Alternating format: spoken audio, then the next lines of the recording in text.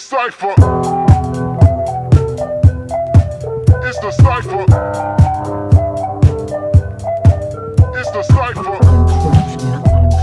Politics, sports, and entertainment. You care about it, we talk about it. You're entering the Cipher. Now here are your hosts, Marcus and Mug. I mean, like I always said, you have to compromise. I mean, a marriage is a whole bunch of different stuff. It's as a matter of fact, I always say it's 25% love, 25% communication, and 50% compromise. Mm-hmm. Okay, so we do have to listen to what a woman has to say. I mean, that's only common courtesy, just like Bass was just saying a minute ago. Okay, but I understand at the same time.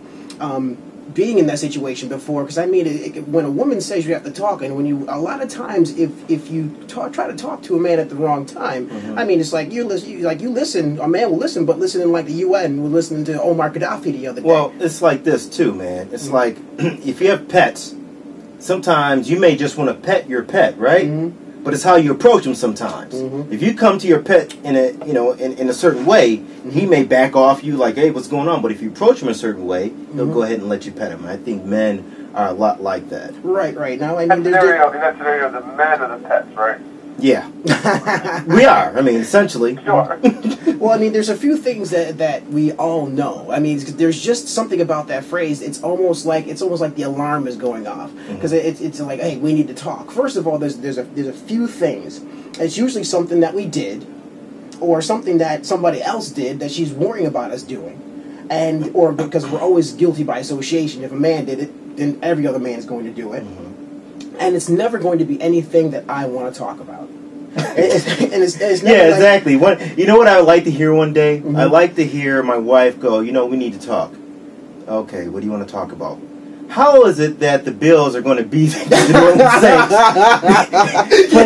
playing the cover 2 when these guys are scoring over 40 points a game? The really funny thing was I had it up, for instance, here, and I said, hey, you know what, Marcus, we need to talk. I'm concerned that Trent Edwards' skill level is not effective in the no huddle.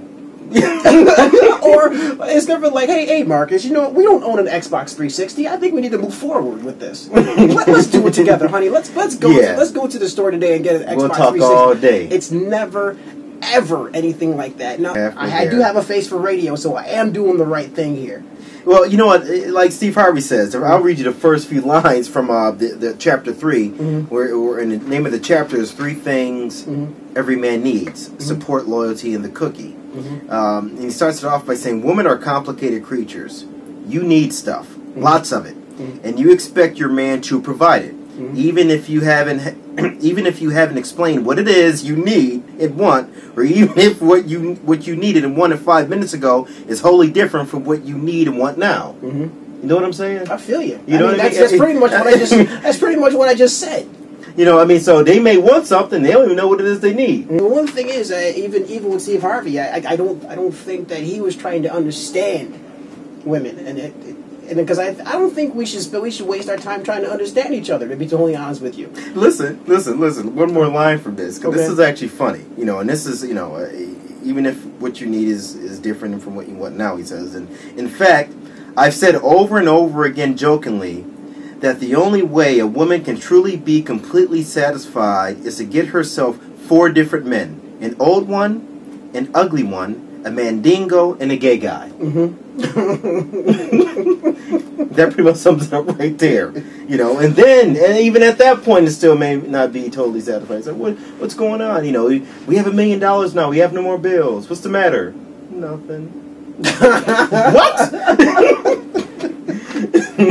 You want to talk about Bobby Brown and Whitney Houston? I mean, I think it was that whole bad boy thing. I do believe that she was so attracted to in the beginning. You know what was hilarious about that? And I don't know if you guys. Well, I know you had a chance to see it. I don't know, Bats, if you had a chance to see it at all. But yeah, I saw it today. Okay. I did my homework. Well, here's the thing. What's kind of funny, because this image I've always had of Whitney Houston was always of this pop princess, right? Mm-hmm. And it was even ghetto how she even got up with Bobby Brown.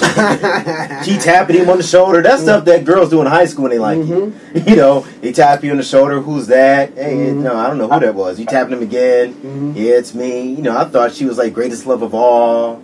You know, all of that stuff. And turns out she's just as ghetto as she want to be. Oh, yes. And really, it took Ralph Tresvant and Johnny Gill to pretty much co-sign, look, I'm telling you, she ghetto. I don't know what you guys thought about that. Well, you know, that in itself, that was just, you know, pretty much a highlight on everything that happened in their relationship. I mean, yeah, she was ghetto, and which just adds on to, like, okay, you saw the show Being Bobby Brown. Yes.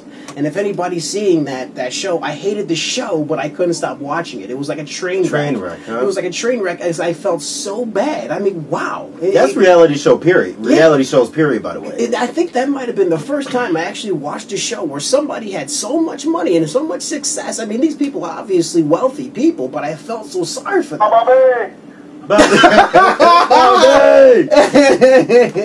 And you know, and I felt that, wow, like this is ridiculous. I mean, I have a better life than these people. Right. I felt so bad for Whitney Houston who was just sitting here watching that show, and Bobby Brown was, I mean, he was a hot mess. Yeah, he's a hot mess. You know what he should have done? You know what he should have done? He should have went down to Willie Warren's Auto Service down there at 1001 East Ferry. That's what he should have done. You know what I'm saying? He should have taken his car down to see Willie Warren and his friendly staff down there at 1001 East Ferry, and he should have given him a call at 893-3788, 893-3788. That's Willie Warren's Auto Service, Body Work, Engine Work, New York State Pension, 893-3788.